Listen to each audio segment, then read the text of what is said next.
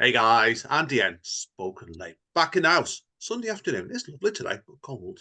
So we're over to one of my favourite parts of the world today. And I didn't know this gentleman who I got with me today actually lives up that way. So it just goes to show you find out about people.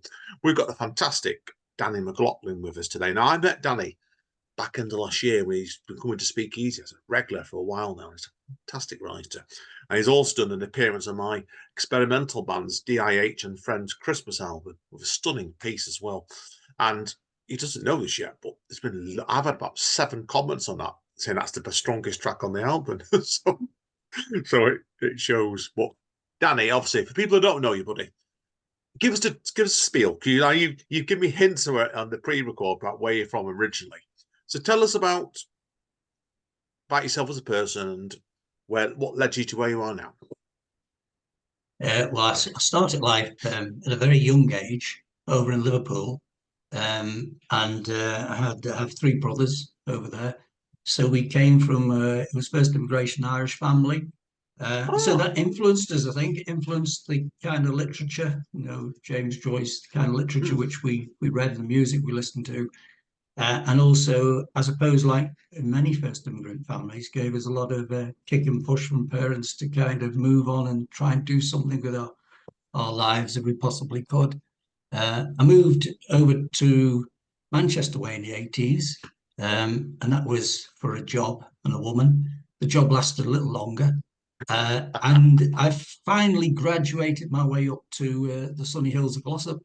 I remember reading a newspaper when I moved to Manchester, which said the first snow in England had fallen in Glossop. And I thought, there's no way I'm ever going to live there. So there you go. You can prove yourself wrong in life.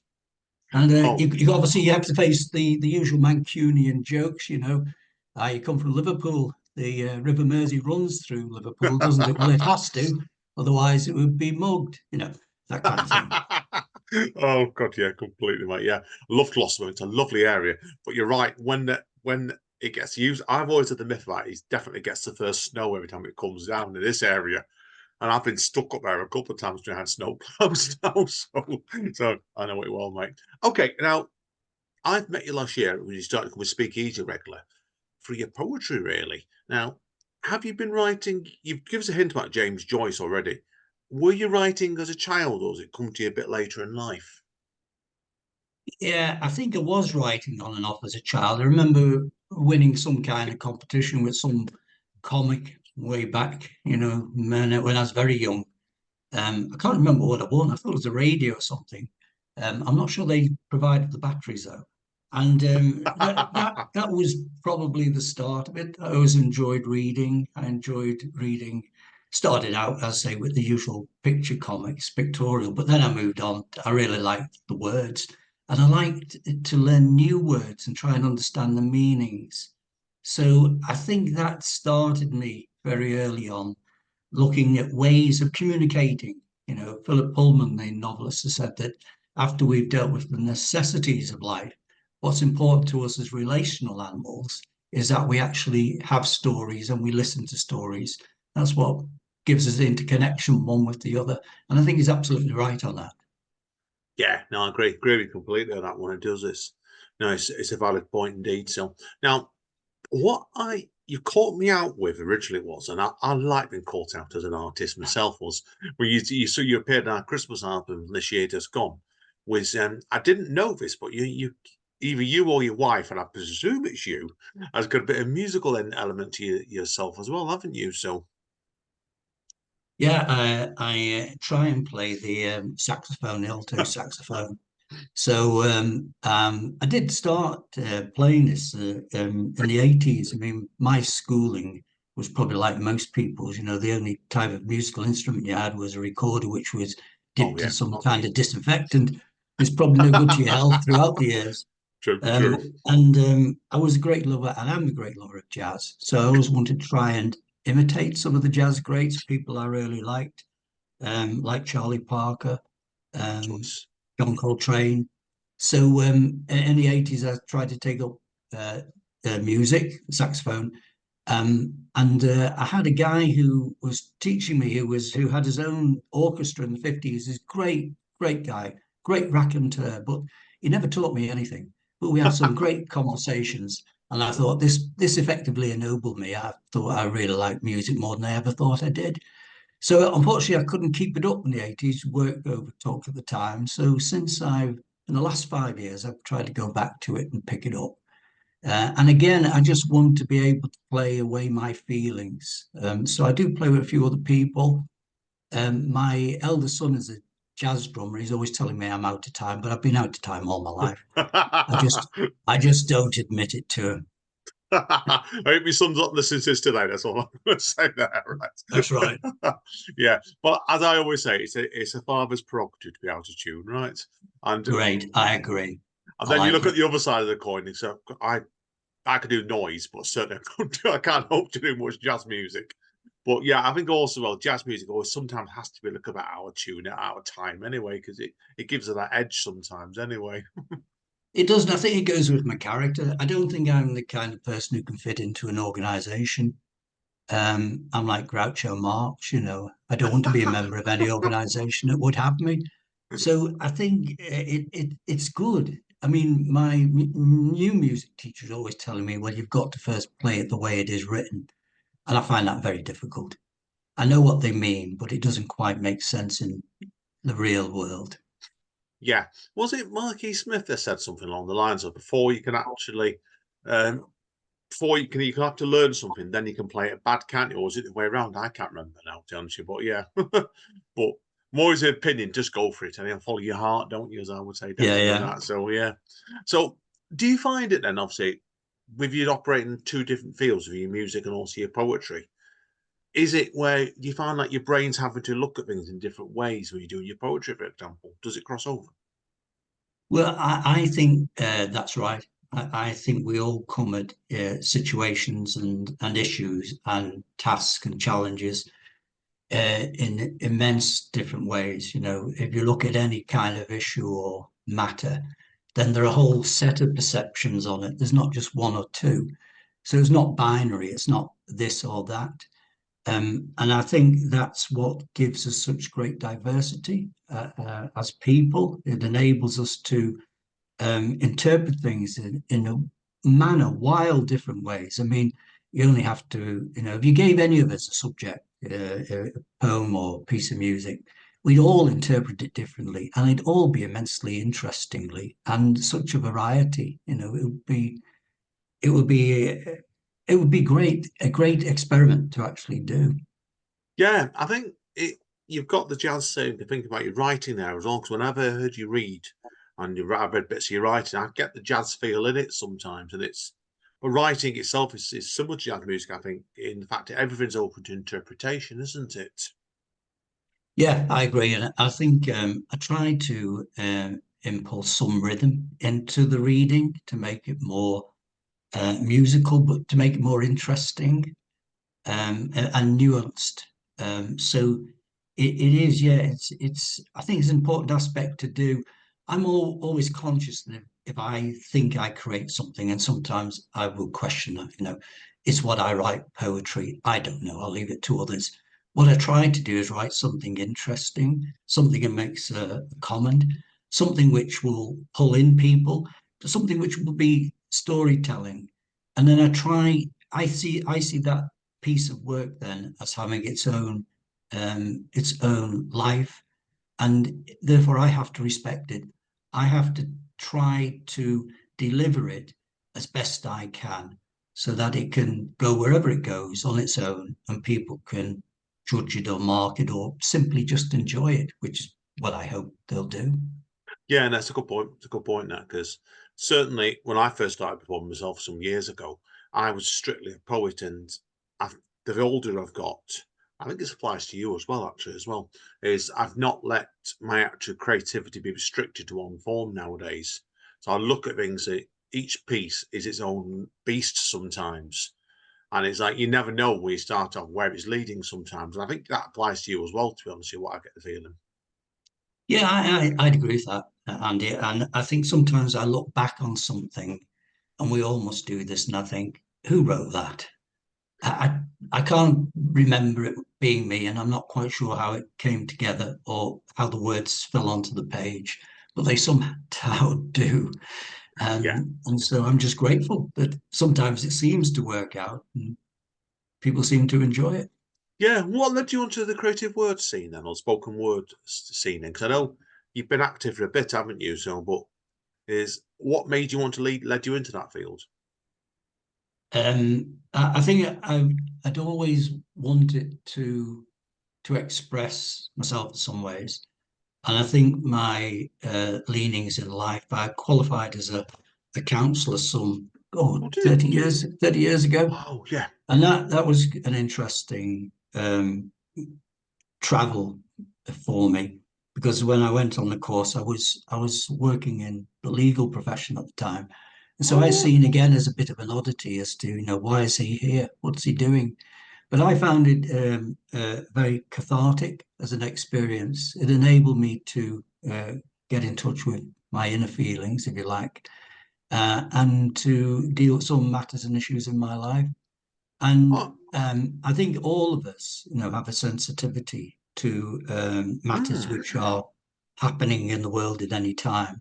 And this gave me an opportunity to have a voice because I think, despite the fact that we appear to be living in a democracy, sometimes we don't really have the opportunity to say something or speak. And I'm not attempting to campaign in my writing. I just want all of us, I think, to touch the human side, to understand there is a perspective to this which is outside of pure politics, and it's related to the way we are as people.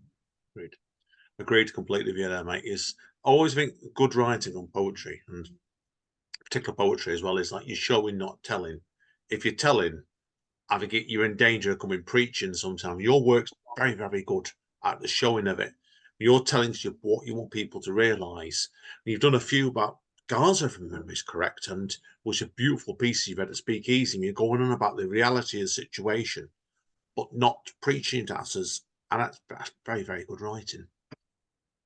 Well, thank you for that. It's a compliment which I graciously accept. It's great to know. It's great to know that it's they knit together. They make some kind of sense, and it's, as I say, it's not something which is in any way intended to change any views.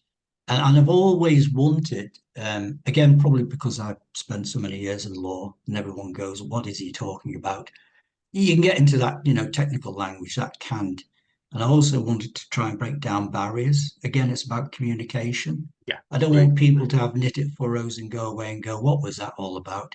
I want people to try and appreciate. I'm trying to communicate and listen back to people. I spent some years studying Buddhism, Oh, did and you? Oh, yeah, and so one of the aims I've always tried again to achieve is to try and break down, to its essence, some of the teaching of Buddhism to make them more practical for me, yeah, and yeah, then of course, of course. communicate those to others when the situation arises. I should have guessed that when a few times I've met you, I always felt you've had a sort of peacefulness about you as a person because I've done a lot of Zen when I was younger, certainly myself, and it gives you in a calmness, I think so. And do you think that's reflected into your work then? That been the case? I hope it is. I would imagine it will be, although I may not be conscious of it Yeah, when usual I do. case, that yeah. Yeah, yeah. No, brilliant. No, I get you completely, mate, with it. So, okay, okay, back to your work then itself. Then, do you have any ideas? Oh no, well, do this other question in a minute. How was your work since you've come onto the scene? If that's the right word, do you think your work's changed in direction since you went onto the scene properly? Then? How's Um, it developed?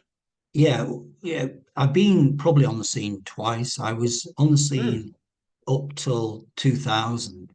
I remember doing readings at one of the National Poetry Festival in Brighton and Hove. Oh, I did some recitals at the Frog and Bucket. I did some over in Merseyside, Southport Way. I stopped around 2000, just other commitments took came in and took over, as they do. That's life. So I've only just restarted. So I'm just getting back into the whole scene, which is terrifying. I have to admit, going up on stage and standing up and thinking, is anybody going to like this or not, or why am I here? Yeah, It's no, I can relate to it's that. it's interesting. It's particularly interesting. Has my style changed? When I look back to that time, um, I don't think in a major way it has. I suppose in life's events over that time have come in, and like you say, situations which arise in the world where you think and feel, more importantly, I want to say something about them. That does change. And you'd hope that as a human being throughout life, you do kind of mature in some ways. But you'd have to Yeah, ask others about that. no, I agree with you. I had a 4 year gap, from about 2011 to 15 myself, really, when I was in Right. a relationship that wasn't the best, shall we say. So, yeah, and when I came back in 15 myself, it was like I was terrified the first couple of times. Not a 20-year gap like you, and like that must have been hard work that to come back after such a long gap. Did you find Uh, that when you started up again, you're like, oh my God, what have I done? yeah, I did. Yeah, I was thinking that, and still do. So, and I think the other really good thing is, well, two things. I think one is the way people have been welcoming. That has been, I really appreciated that. I really have. And the other one is the mix of ages, clearly Oh the yeah, mix of perspective and background. And that's been a real joy to listen to people, as I say, coming from a different angle, having a yeah, no, I different agree. understanding of a situation.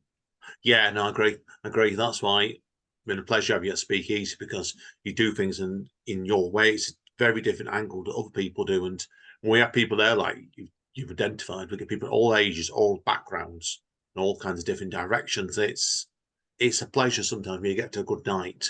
You sat there thinking you just don't know what's coming next to you sometimes. Mm. That's what we're like that. And we don't have a clue what's going from person to person sometimes. No, I agree with you. So, do you have any ideas what direction you'd like your creativity to go next?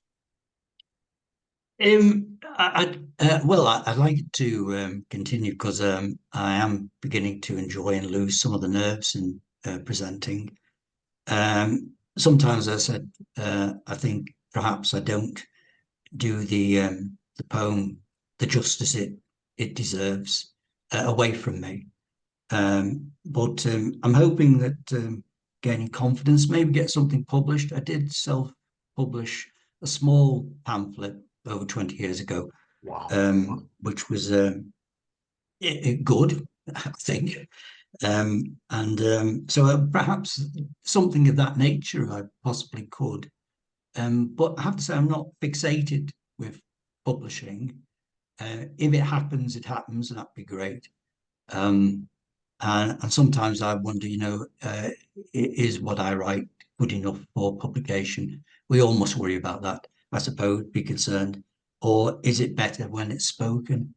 Yeah, So yeah. I think there's you're dead right with that. There's two ways of looking at it, and certainly I've done a load of self-published books over the years, and I've had a couple that with publishers that fell through for various reasons. And I have people say to me they can see my acting background in my stuff sometimes when I'm reading it.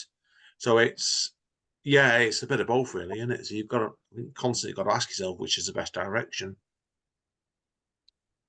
yeah, so I wouldn't say I'm, pushing to one direction in terms of publication. If it happened, it happened. I'm pleased just to be back on the scene. I think for me, I feel it's early days coming back. And so some of it is experimental. What I may think might be well received, perhaps isn't, and some things I think won't be, perhaps are. Yeah, It's yeah, it's yeah, an interesting journey, but that's life, I think, isn't it? That's the way yeah. life works. I've had it before with poetry for now, and it's come the same for you as well, mate. With this, it's like no matter what, if you're new or old, got when you go on stage, a piece that might go down really well at one venue, you might walk away off stage afterwards thinking, "Well, I'm reading that one out again." You just don't know, do you? So No, it's you don't. unpredictability of anything. Yeah. Do you think you'd ever use your music on stage with you, or is that not going to happen? Do you think with your poetry? I don't know is the answer. I tried it out on the recording I made because I wanted to give it some a blues background. And I suppose again it'd have to be the right setting and the right poem, and maybe think about enlarging that so it's not just a solo saxophone, but maybe other music accompanying. Yeah, yeah. I've always been in it, definitely, because I love doing poetry, love spoken word, but it can be black and white or grayscale. So some music, Mm. I'm always the opinion. And that's why I loved it when you did the pieces in the Christmas album. Your saxophone really added a bit of colour to the piece, definitely when that, and it was I didn't know you played saxophone at that time. And it really stunned me in a beautiful way. So yeah, definitely. Right, anyway, okay, we'll let you tell people how people can find out more about you and to wrap up part one then. So if people want to get hold of you, where do you recommend they go? Or how they Well, go? right. I do have a slot on Instagram, and it's entitled Between This Thought and That.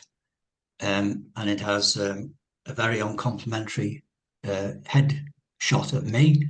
But there you go. You have to put up with some things in life, don't you? As I And I would say, suppose, hey ho. hey, oh, absolutely. And I suppose Gmail, you know, Yes, nothing too offensive. yeah, I can relate to that one, mate. Definitely. So I'll put your email address at the bottom as well with your Instagram page. Definitely, mate. Okay, Thank you. that's part one, guys and girls. Hang around because Danny is an exceptionally good poet, and I'm not bluffing there. He's a great guy, great poet. So see you all in 2 months.